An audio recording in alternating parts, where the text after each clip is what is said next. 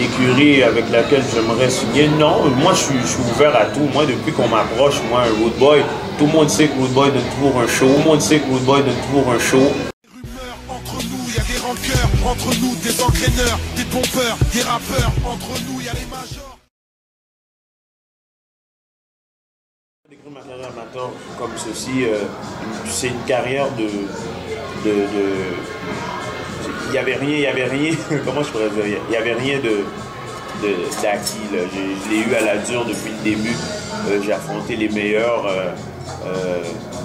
mais je n'étais pas dans mon point. J'ai fait ma carrière amateur à 152 livres, donc je l'ai fait lourd. Les gars étaient beaucoup plus grands et plus gros que moi, donc puis malgré ça, j'ai juste eu 7 défaites amateurs. Fait que, Dieu merci.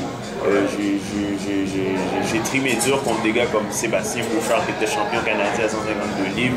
Je me suis battu contre plein d'anciens champions canadiens qui fait que j'ai pris une bonne expérience, puis j'ai pas eu peur quand je suis monté professionnel.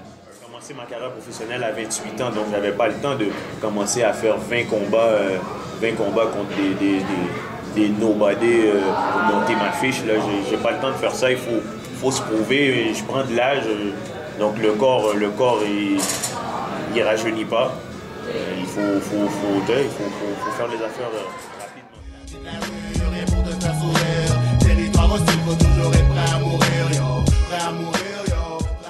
Mon combat avec Brandon Bennett,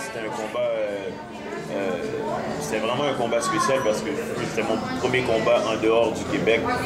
J'étais à Cincinnati, en Ohio, avec les Américains. Puis, comment je pourrais vous dire, j'étais très nerveux, puis en plus c'était à 130 livres, donc ma diète était très sévère pour ce combat-là. C'était mon premier combat à 130 livres, puis c'était mon premier 10 rounds, mon premier à l'extérieur. C'était beaucoup de stress à gérer, mais ça s'est super bien fait sur le ring. Il était très dur à boxer, il y avait un style américain, c'est des fins boxeurs intelligents, rapides, explosifs. Donc il m'a donné du fil à retordre beaucoup dans les premiers rounds. J'ai pu m'ajuster. Puis ça a donné un combat vraiment serré. Au 9e round, j'ai failli passer le KO, mais j'étais tellement surpris d'avoir pris au lieu de continuer, mais je suis resté figé, puis il a repris ses sens, puis il a fait ce qu'il avait à faire pour gagner le combat. Donc c'était tout un combat, j'ai appris beaucoup avec ce combat-là, puis Dieu merci, c'était une belle expérience. Je ne regrette vraiment pas, que ce soit une victoire ou une défaite, j'ai vraiment appris avec celle-là. Moi, je voulais avancer dans les classements, donc c'est pour ça que j'ai fait le move de changer de promoteur pour pouvoir prendre des risques et puis monter, puis ça a porté fruit. Puis je regrette rien de ce que j'ai fait. Avec tout ça, avec les circonstances de mon dernier combat, mais regarde, il y a eu beaucoup de changements de dernière minute dans la dernière semaine de combat. Donc on m'a offert un combat très payant de 12 rounds la semaine du combat, quand je m'étais préparé pour un 6 rounds. Donc je trouvais ça illogique, parce que j'avais pas le temps de faire des sparring appropriés pour un 12 rounds. Donc j'ai refusé. Puis le fait que j'aie refusé ça, la dynamique avait changé dans le camp d'entraînement. Tout le monde était moins présent, était déçu. Donc je l'ai senti, puis ça a affecté ma boxe. Donc en plus, mon adversaire, après cette offre-là, mon adversaire a changé une deuxième fois. J'ai pas à en vouloir à personne, parce que c'est moi qui ai accepté. J'ai monté sur le ring, on m'a pas forcé. C'est juste qu'il est arrivé ce qui est arrivé, parce que bon, eux autres ils avaient d'autres plans que moi j'ai refusé, puis on n'était plus sur la même longueur d'onde, puis j'ai appris beaucoup avec ça. Ce combat-là, c'est comme si j'avais oublié qui j'étais. Donc j'ai pris beaucoup de coups, je me suis fait faire mal, me fait perforer le tympan, l'œil enflé, je me sentais seul au monde. Mais regardez, je suis resté debout, j'ai donné un spectacle. J'ai donné un spectacle malgré tout. Vous avez vu, tout le monde a vu que Rude Boy, il est tough, ok? Il ne fait pas juste mettre le monde KO, il est tough aussi. Sauf que j'ai perdu le combat, et puis j'ai une mâchoire, ok? Vous avez vu que j'ai une mâchoire. Donc pouvez me tester, vous pouvez me prendre avec votre meilleur coup, je ne tomberai pas, je vais riposter, puis vous allez tomber. Donc, c'est ce que le monde a vu. Puis ça a été une expérience négative pour moi, mais c'était une expérience essentielle pour que je puisse passer à autre chose, à un autre niveau. Et là, aujourd'hui, je suis plus que prêt. J'ai tout vu, moi, dans ma carrière. En 12 combats, c'est juste 12 combats, mais j'ai vraiment tout vu à comparer d'autres qui ont 20 combats puis qui n'ont rien vu encore.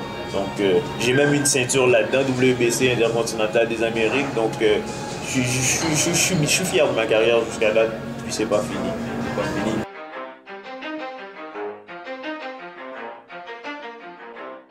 C'était fou comme un entraînement.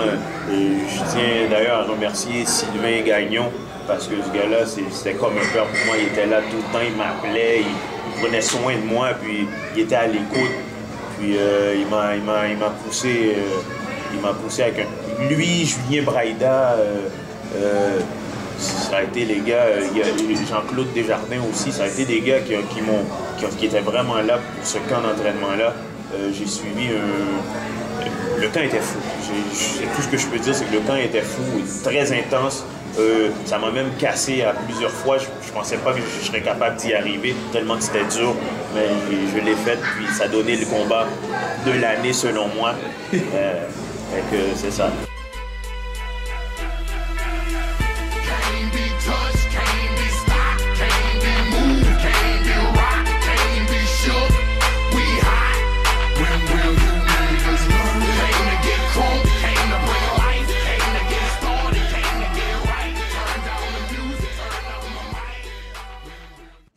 Bon, ben ça y est,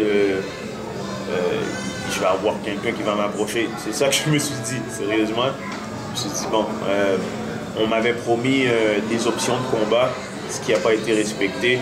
Donc, je me suis rendu compte que la boxe, finalement, c'est plus du blabla que d'autres choses. Il ne faut pas se fier à ce que le monde te promette, mais il faut faire signer des papiers, sinon tu te fais avoir. Puis, c'est ça, moi je continue, j'écoute plus personne, je fais juste avancer, je me bats et puis ça va donner ce que ça va donner. Je vais juste être un exemple pour tout le monde. Moi, je ne veux pas faire des affaires juste pour me faire vénérer. Ça, c'est de la merde. Dans la vie, il faut faire pour pouvoir donner à son prochain. Puis moi, c'est juste ça. Je veux inspirer les jeunes à pouvoir aller plus haut que moi, plus loin que moi. Moi, je suis juste de passage. Pour le futur, ben, c'est d'essayer de faire ce que j'aime encore, qui est la boxe. C'est de continuer à me battre, monter dans les rangs encore. Et si c'est possible, ben, se battre un jour pour un championnat du monde.